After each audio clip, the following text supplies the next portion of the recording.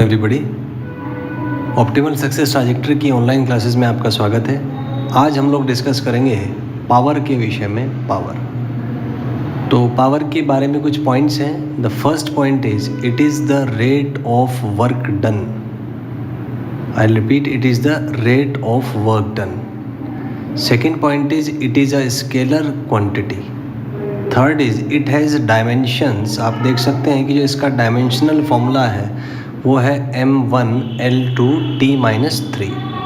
Fourth is it has SI unit watt और joule per second.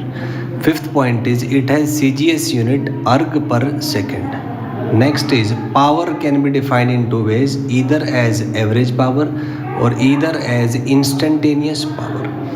We denote average power by P average, which is defined by P average is equal to delta W by delta T.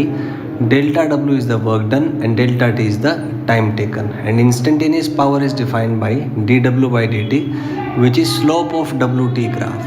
Here W is the work and T is the time. Now let us calculate how to calculate power. Let's see how to calculate power.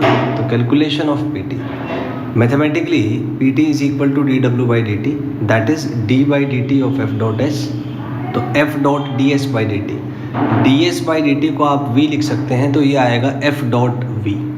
यहाँ से हम कह सकते हैं कि PT is equal to f dot v which is equal to fv cos theta. मान लीजिए ये वेक्टर f है, ये वेक्टर v है और थीटा इनके बीच का एंगल है।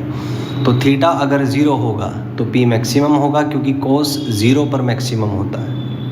थीटा अगर 180 होगा तो ये मिनिमम होगा, क्योंकि कोस 180 पे मिनिमम होता है। थीटा अगर अक्यूट है तो कोस थीटा पॉजिटिव होगा, इसलिए पावर पॉजिटिव होगा।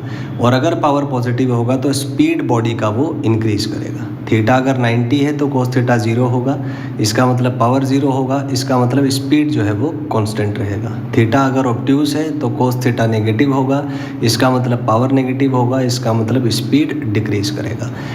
अगर वेक्टर फॉर्म में आपको फोर्स दिया हुआ है, मान लीजिए vector F is equal to F1i cap plus F2j cap plus F3k cap, और वेलोसिटी वेक्टर दिया हुआ है V1i cap plus V2j cap plus V3k cap, तो पावर हो जाएगा F dot V। Dot product से हम कह सकते हैं it will be equal to F1V1 plus F2V2 plus F3V3। मान लीजिए आपको वर्क और टाइम का ग्राफ दिया हुआ है, किसी M पॉइंट पे आप एक टेंजेंट ड्रॉप कर दीजिए। मान लीजिए टेंजेंट थीटा एंगल बनाती है, तो उस केस में जो पावर है वो tan थीटा हो जाएगा, क्योंकि tan theta dW by dt होगा, which is the slope of work and time graph. Thank you and have a nice day. Good afternoon everybody, optimal success trajectory की online classes में आपका स्वागत है। आज हम लोग डिस्कस करेंगे कूलम्ब्स लॉ के बारे में।